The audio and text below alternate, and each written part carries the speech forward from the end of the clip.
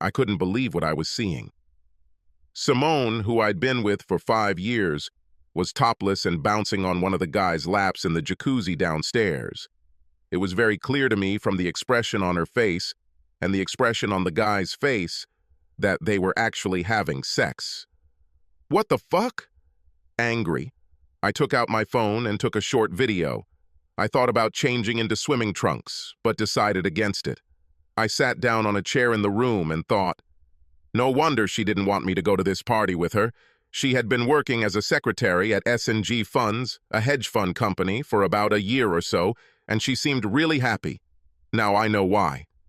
Earlier that week, I saw a message arrive on her phone saying there was a company Christmas party this weekend, and she was allowed to bring her +1.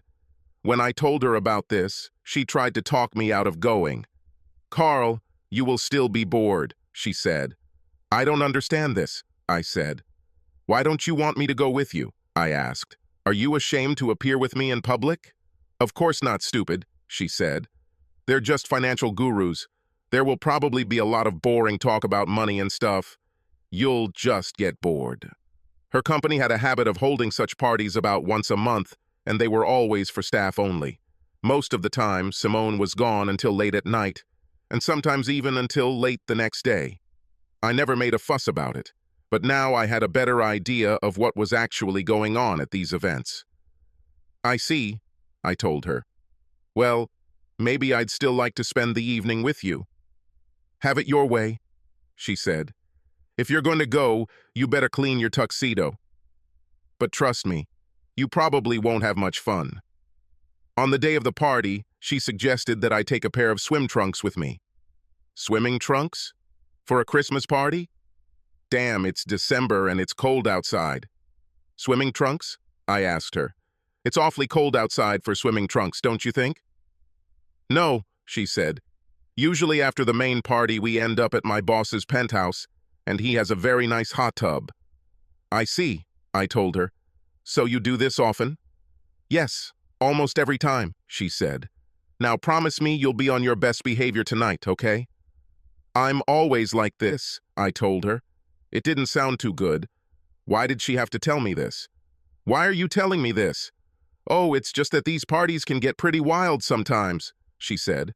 "I don't want you to be upset about what you might see. The guys there are quite friendly and can be quite cheeky, if you know what I mean. Well, as long as everyone passes the husband test, there shouldn't be any problems, right?" I asked in response. She smiled and didn't say anything, but kissed me on the cheek. When we got to the main party, Simone introduced me to her friend Linda. "Linda, this is my husband Carl," she said. Linda looked at me and smiled. "Husband?" she asked. "It will be fun. You really are a wild and crazy girl, you know that?" she asked with a smile. I wondered what she meant by that. Simone smiled and giggled. "I need to go chat, honey," Simone told me. "Could you get me something to drink? Maybe a little wine." "Come on, let's go," she said to Linda, without even looking back at me. I headed to the bar and got her some wine and a beer for myself. I looked around, but didn't see Simone anywhere. I walked around looking for her, but to no avail. Half an hour later, I sat at an empty table and hoped that she would come looking for me. Meanwhile, I watched as everyone danced and generally had a good time. Nobody said anything to me, and they walked around as if I wasn't there at all. I think she was right. I wasn't having any fun at all, and I was starting to get more than a little angry that my wife would just leave me like that. After sipping beer for a couple of hours, I said, "Fuck this shit," and stood up. I figured if Simone wasn't even going to spend time with me, I'd just go home and leave her with her friends. I headed towards the entrance when Simone and Linda approached me. There were 3 other guys with them, and one of them had his arm around someone's waist. Simone didn't bother to introduce anyone. "Oh, here you are," she said. I could tell she was drunk. "We looked everywhere for you." "Yes, of course, I thought so. When she kissed me, I tasted tequila and something else." "Yes, I was just about to go home since you left me 2 hours ago," I said. "Where have you been?" I asked. She blushed and looked down as the guys next to her smirked at me. I wanted to punch them in the teeth. "We just had a few drinks," Linda said. Simone looked at her strangely. I was wondering what the hell was going on here. What did you drink? I asked Simone. I taste tequila, but there's something else. Oh, nothing, said Simone. Hey, listen, we're all going to Ben's house.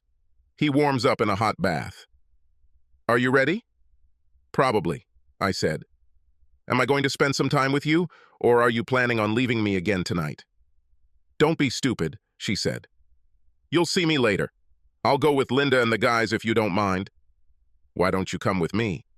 I asked. One of the guys grabbed her hand and dragged her away. You can follow me, dude, he said in a tone that angered me even more. Simone and Linda followed the guys, and I heard them laughing as they left. I got into my car and followed them.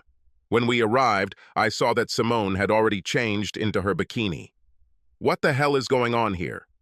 When we got there, Simone had already gone into the hot tub with two guys who I later found out were named Ben and Dale, two senior partners of the firm. They both seemed like little more than rich frat boys to me. Linda came up to me after they went outside. So, are you thinking that maybe we could meet later in the evening? She asked. What makes you think that I'm even inclined to do this? I asked. I'm married. Oh, she said. I thought you guys had an open marriage or something. What makes you think that? I asked. Well, the way Simone acts around all the other guys, she said. I thought you liked being cuckolded, especially the way she kissed you earlier. What the hell makes you say that? What do you mean about the way she kissed me earlier? I asked. Well, she's already satisfied with Ben and Dale and tried them out, she said. After that, she kissed you. Did you like it? I almost threw up. Her expression changed when she saw my reaction. Oh my God, you didn't know, did you? No, I said. How long has she been doing this? Ever since she joined the company, Linda said. Oh my God, I thought. More than a year has passed. All this time she was their slut and I had no idea. Is that what she did at the party? I asked. Did you have sex and satisfy these two guys? And a few more people, Linda added. I'm sorry, I just assumed you knew. She really loves you, you know. Yes, I feel love, I said. Look, why don't you go upstairs and change, she said. Maybe she'll control herself tonight since you're right here. Yes, exactly, I said. I headed upstairs, and that's when I saw her having sex with those two guys. No matter how much I loved her, there was no way I was going to put up with this. I decided to talk to her about it frankly and went downstairs. Oh, here you are, Simona said as I walked down the stairs. Why aren't you in a swimsuit? Won't you come with us to the jacuzzi? I grabbed her hand, dragged her into a room that looked like an office and closed the door. What's the matter, Carl? She asked. What's the matter? I asked. Were you ever going to tell me about an open marriage? What? She asked. That's what Linda told me, I said. I pulled out my phone and played a video of her having sex with two guys in a hot tub. What does all of this mean? I thought maybe you just wanted to humiliate me even more after you dumped me at the party. And is it true that you had sex and satisfied those guys at the party so that I could taste them in your mouth? Come on, Carl, she said. We were just having a little fun. Yes, I satisfied them. So what? This doesn't mean I love you any less. And yes, I fucked them too. This means nothing. I couldn't believe what I heard. She admitted to having sex with them and I just had to go along with it. It means everything, I said. I took off my wedding ring and placed it in her hand. I then grabbed her left hand and removed the ring from it. Carl, what are you doing? She asked. You are a disgusting pig, and right now I hate your guts, I said. Merry Christmas, bitch. I hope it was worth it for you. Don't bother going home.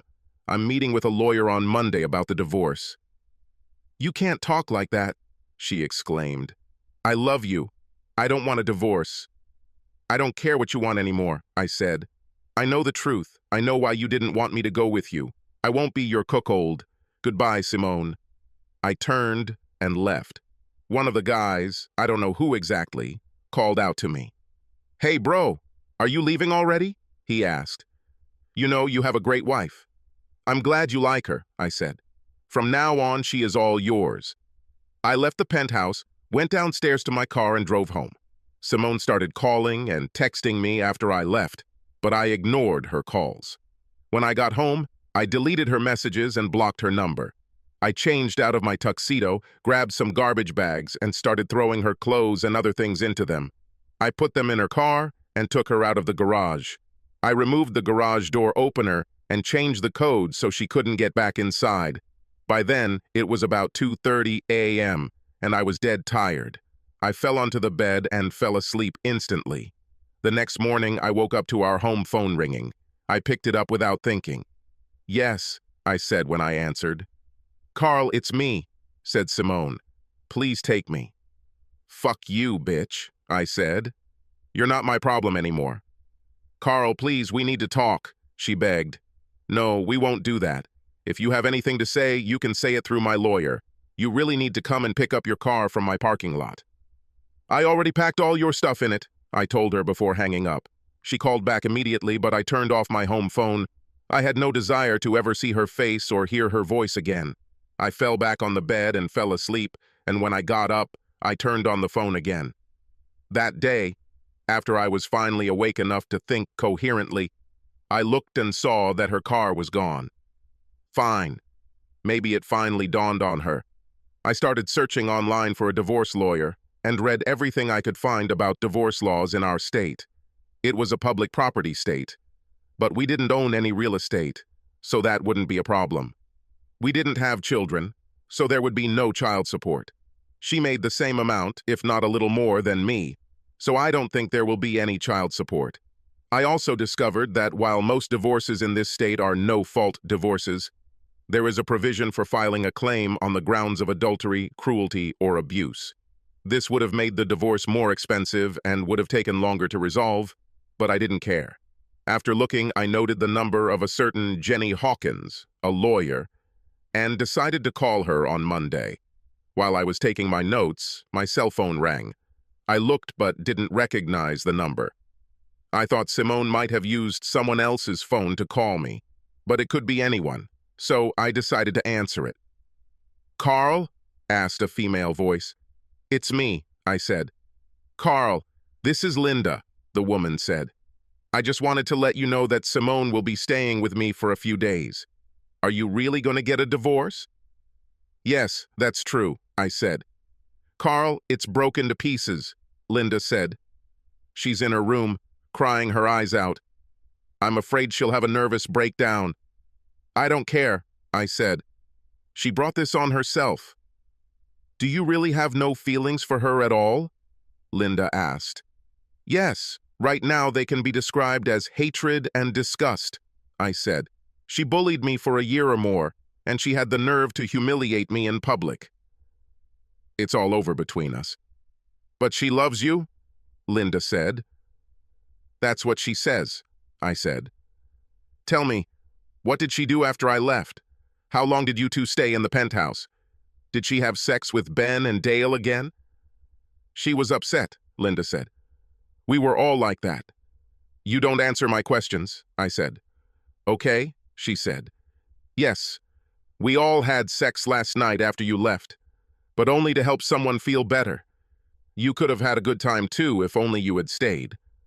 "Where the hell do people like you come from?" I asked incredulously. "I have to go, Linda. Goodbye."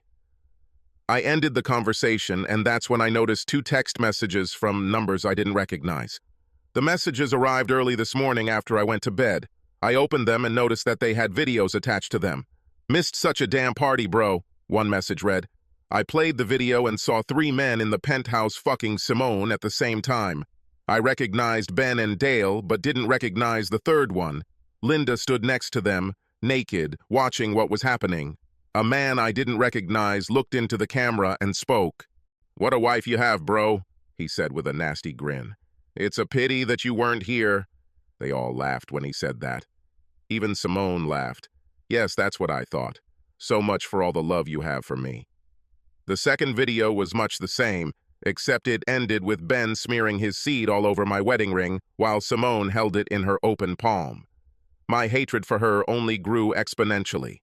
I transferred the videos to my computer and made a copy of them for the lawyer. I thought about sending the video to all her friends and family, but decided not to, at least not yet.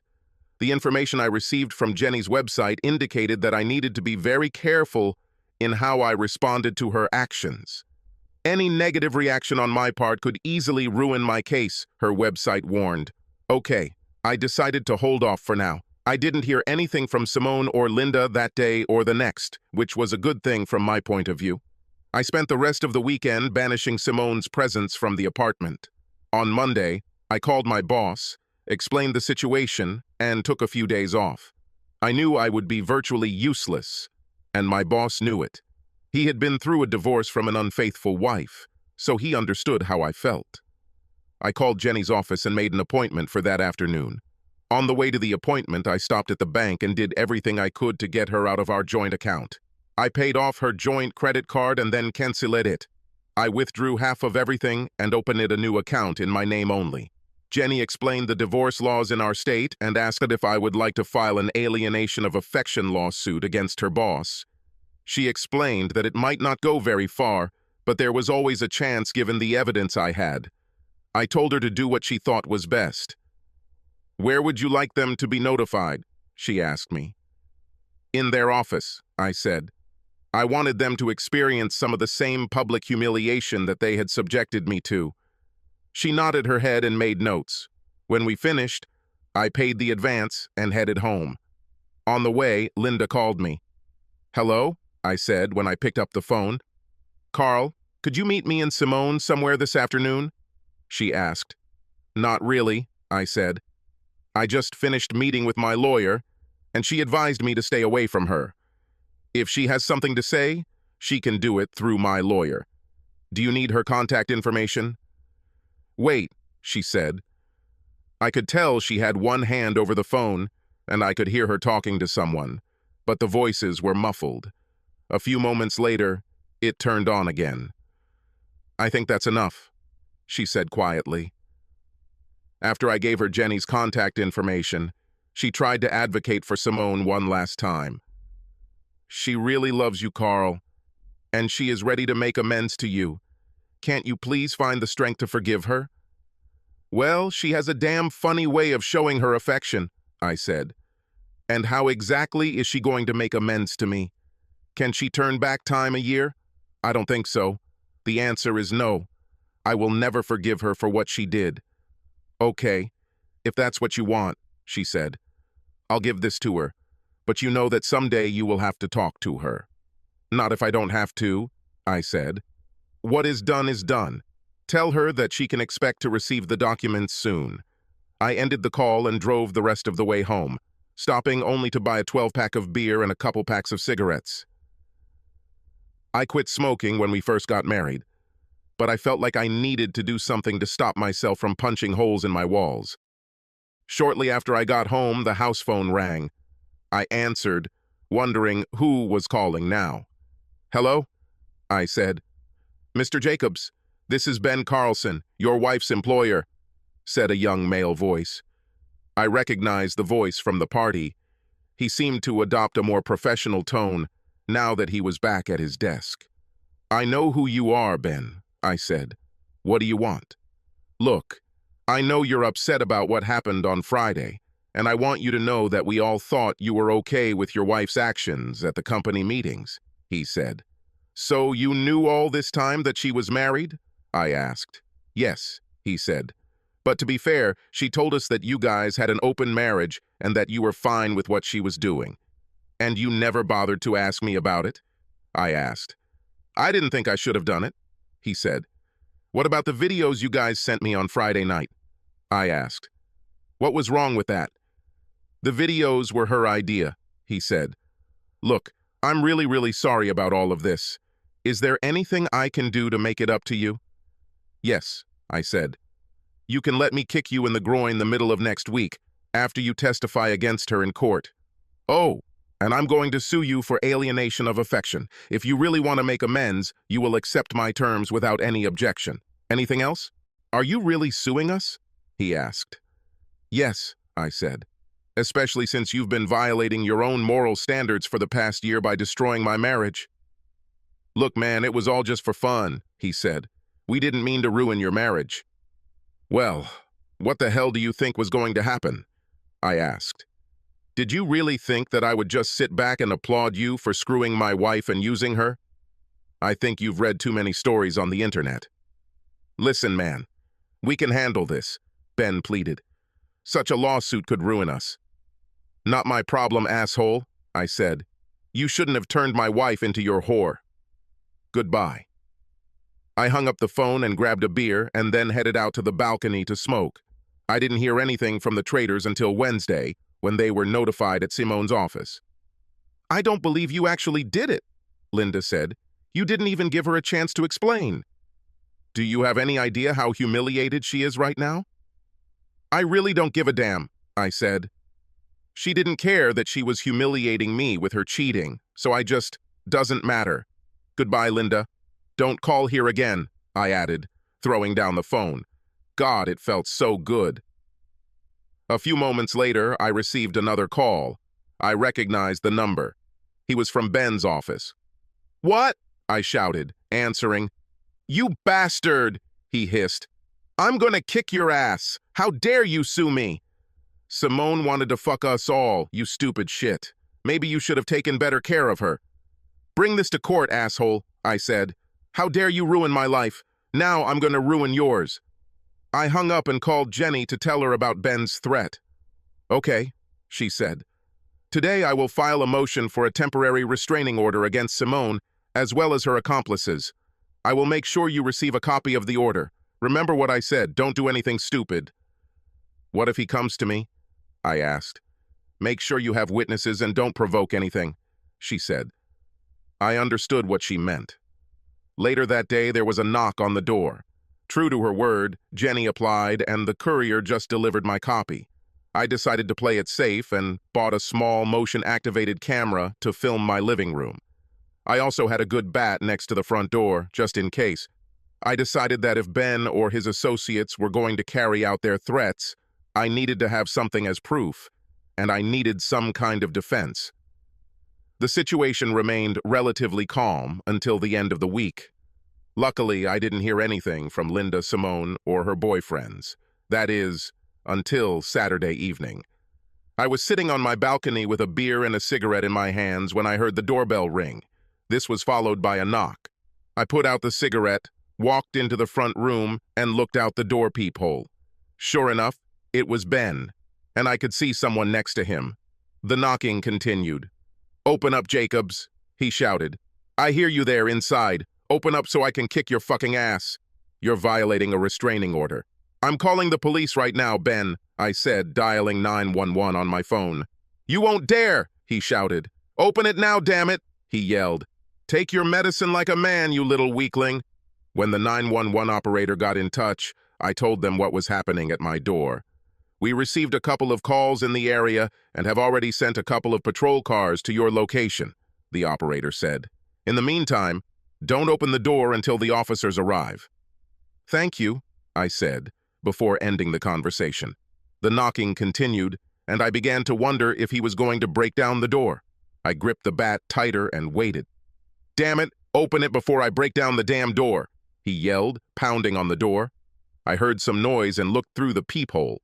I saw two very large police officers handcuff Ben and another man next to him. One of the officers knocked on my door. "Police," said the officer. I opened the door and saw two men in handcuffs. Ben looked at me as the officer led him back to his patrol car. "I'm not done with you yet, weakling," he yelled. "I'm gonna come back and kick your fucking ass." I looked back at the officer. "You know this person?" he asked. I nodded my head and showed him a copy of my order. He reread it and said something into his walkie-talkie before turning to me again. "We'll take them to the city center," he said. "They will spend the night with us. Can you tell me what it all means?" He took detailed notes while I told him my story. "Thank you for your cooperation," he said when I finished. "I don't think he'll be giving you any trouble for a while." I closed the door and locked it before returning to my balcony with a fresh beer. The next day, news of Ben's arrest hit the newspapers. "Hedge fund, CEO arrested," the headline read. The short story below didn't go into detail, but something told me that this was just the beginning of his downfall. Over the next few days, More articles appeared saying that a number of S&G clients were leaving the company. It seems their customers felt they couldn't trust a company that was ruining their employees' marriages. Naturally, this affected the company's bottom line. Okay, I thought. The following Monday, I returned to work. It was difficult, but I managed to get some work done. I didn't hear anything from anyone for about 3 weeks. Then Jenny called me. "Good morning, Carl," she said. "How are you holding up?" "Pretty much as you'd expect," I said. "Is there any news from Simone?" "Yes," said Jenny. "She hired a lawyer and they went to court asking for marriage counseling. The judge agreed and scheduled 6 hearings starting this week." "Can they do this?" I asked. "Yes," she said. "And it would be beneficial for you to appear here. If you don't do this, the judge can charge you with contempt of court and even put you in jail." "I will never reconcile with this bitch," I told her. "I understand," Jenny said, "but you still need to show up. If the lawyer sees that there is no hope for reconciliation, she will inform the judge about this." "Okay," I said. "Was there anything else?" "Yes," said Jenny. "Her lawyer told me that Simone is pregnant. If this is the case, then the court will do nothing more until paternity is established." "So I have to wait another 8 or 9 months?" I asked. "At the moment, yes," Jenny answered. "Shit. If it is your child, you will be ordered to pay child support. However, on a positive note, the judge agreed to a legal separation, at least until she gives birth." "Wonderful," I said. Jenny gave me the consultant's address and wished me luck. I wrote down this information and put it on my calendar. I decided that I had made it clear that there was no way in hell I would put up with a cheating slut. When I got to the consultant's office, I was immediately let inside. The slightly older woman looked at me over her glasses. Simone sat opposite her in a love seat and looked somewhat unhappy. I had a very bad feeling about this.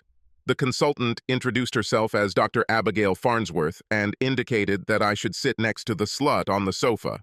Instead, I chose to sit on a smaller wooden chair, positioned at a 45-degree angle to the love seat. "It's good to see that you were able to come, Mr. Jacobs," she said. "I understand that I have no choice," I said, crossing my arms over my chest. "That's right," she said. "Still, I'm glad to see you here." She turned to Simone. "Tell me, Mrs. Jacobs, what do you hope to get from these sessions?" "I want to be with my husband again," she said. "We're going to have a baby, and I want to be a family again." I snorted derisively when she said that. Abigail looked at me. "And what do you hope to get from these sessions, Mr. Jacobs?" she asked. "What I want is for you to understand that I will never put up with this," I said, nodding my head towards Simone. I saw her recoil when I did this. Abigail nodded her head. "Even for the sake of the child?" she asked me.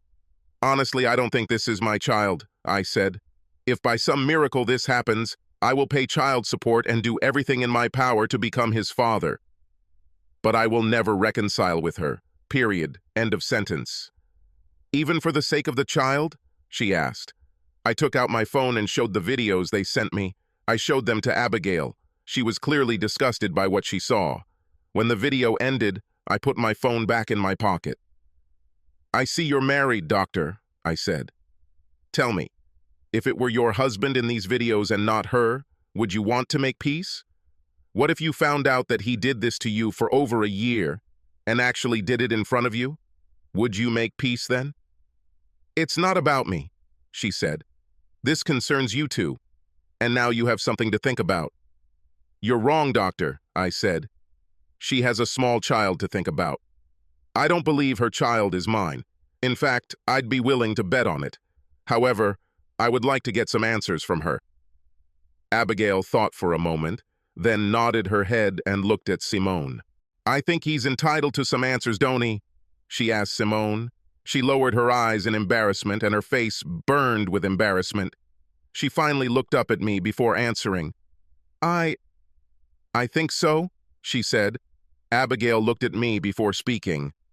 "The word is yours," she told me. I nodded my head in gratitude and turned back to Simone. The night there was a party, you knew what was going to happen, didn't you? I asked. She nodded her head. Yes, she said. And that's the real reason you didn't want me to go with you, isn't it? I asked. Yes, that's true, she said. I tried to warn you that you wouldn't have fun at all. And you were right, I said. It was the most terrible night of my life. When you kissed me at the party, you deliberately made sure that I could taste those two men in your mouth when you did it, didn't you? Her face turned red for a moment. Yes, I did it on purpose, she said. Why? I asked. Did I really do something to deserve such humiliation?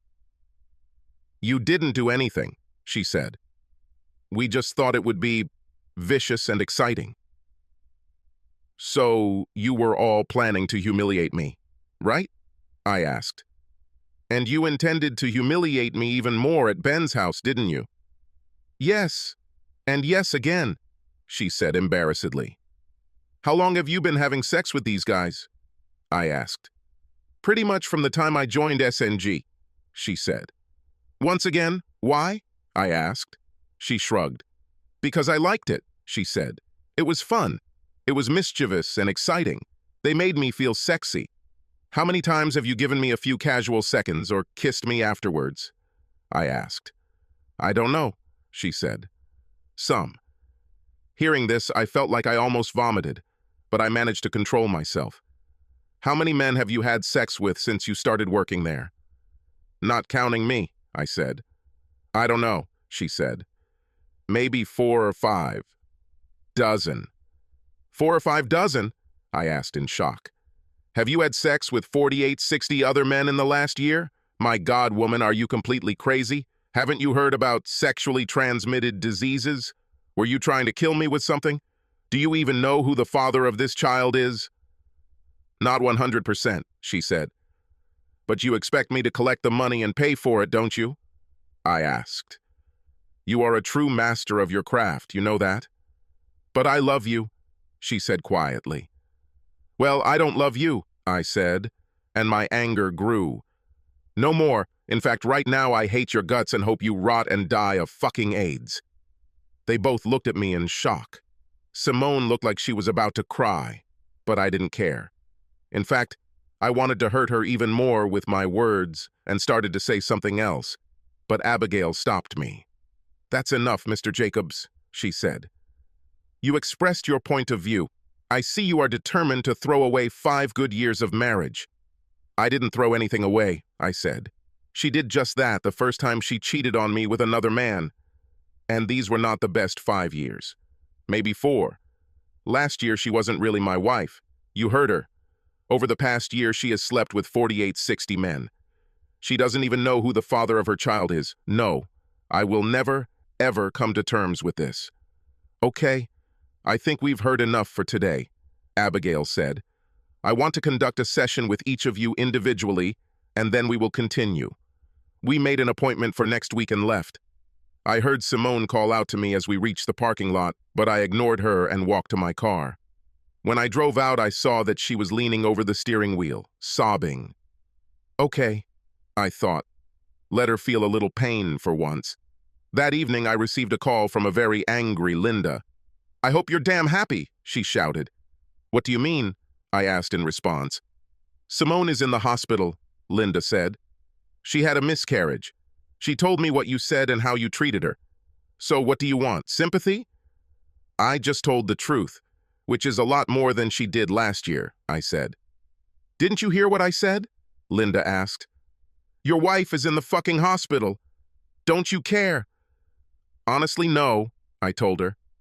Oh my God, you really are a bastard, she said quietly. Well, guys, you only have yourself to thank for this, I said. The least you can do is go downstairs and give them your insurance information, she said. Legally, she's still your wife, and you'll still end up getting the bills. I calmed down for a moment and remembered what Jenny told me. Okay, I said. Which ward is she in? Linda told me this information, and I went to the hospital. Once I got there, I went to her room and conferred with the nurse. I gave them my insurance information and spoke briefly with the doctor.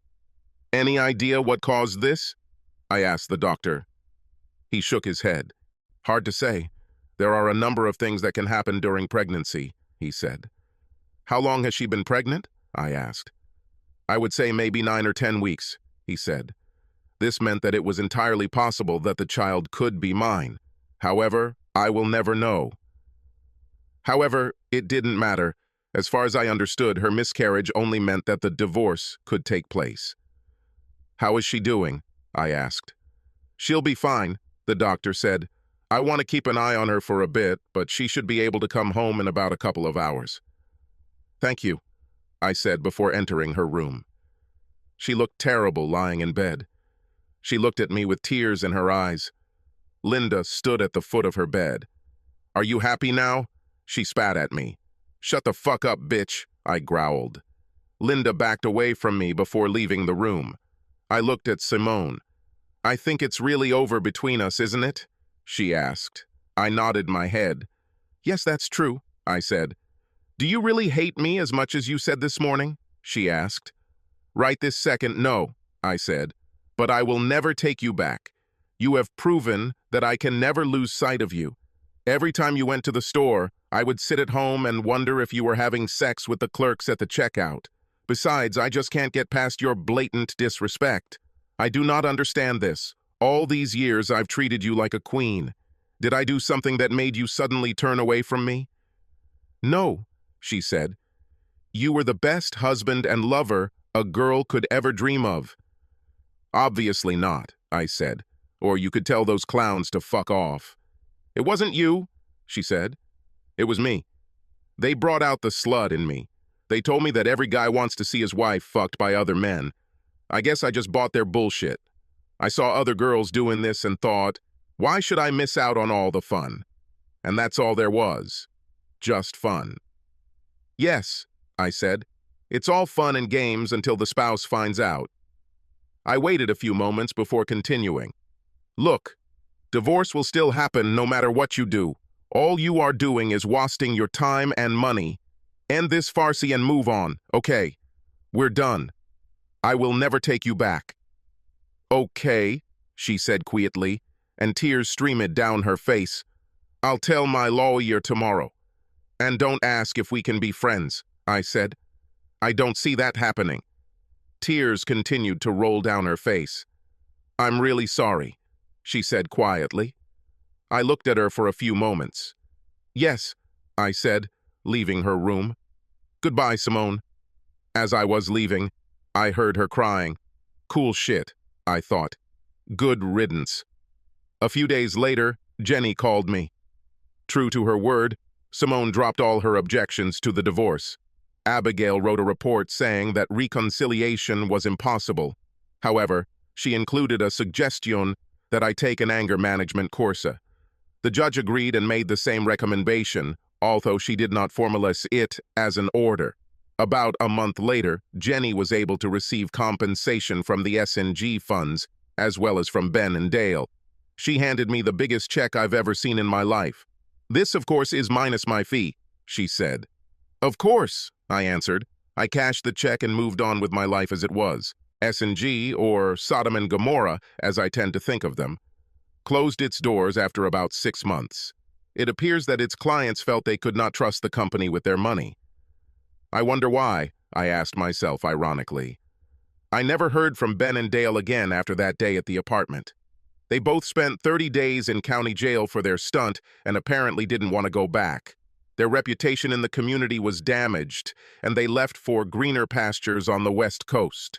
Simone and Linda continued to live in the same apartment and eventually began working in a retail store, one of those establishments that specialized in women's clothing and cosmetics. From time to time, I saw them nearby, but I never paid attention to their presence. I remained single and dated periodically for the next 2 years. I finally met Claire Hansen, a recent divorcee, and we dated for several months, each of us taking it slow and casual. Like me, she was burned by her husband's betrayal and was still suffering from it. I understood her pain and did everything I could to support her. For the first few weeks, all we did was talk or go out to dinner and a movie. She was a little more fragile than I was at the time. We spent a lot of time holding hands and walking through the park. I really liked her and decided to let her make the first move. One evening, after a delicious lasagna in her apartment, she looked at me as if she were examining a specimen under a microscope. "Do you find me attractive?" she asked. I smiled and looked into her face. "I find you very attractive," I said. "In many ways, not just one." "Why do you ask?" "I'm just wondering," she said. "You never pestered me. I was starting to think that maybe you don't like girls." "Oh, I really like girls," I said. "It's just that, I think, once you've been burned, you blow on the water twice." "I can understand that," she said. "But we are not all like your ex-wife." "That's right," I said. "And we are not all like your ex-husband. It just so happens that I believe in the sanctity of marriage." She smiled. "I know you do," she said. "I hope you understand that I feel the same way." "I understand," I said. "So what are you going to do with this little information?" she asked. "Do you think you could do more than just kiss me on the cheek?" "Where would you like me to kiss you?" I asked, teasing her. She slowly lifted the dress at the waist. I saw that she was not wearing underwear. I felt excited. She gave me a passionate smile. "Well?" she asked. I smiled. "Oh yes, everything."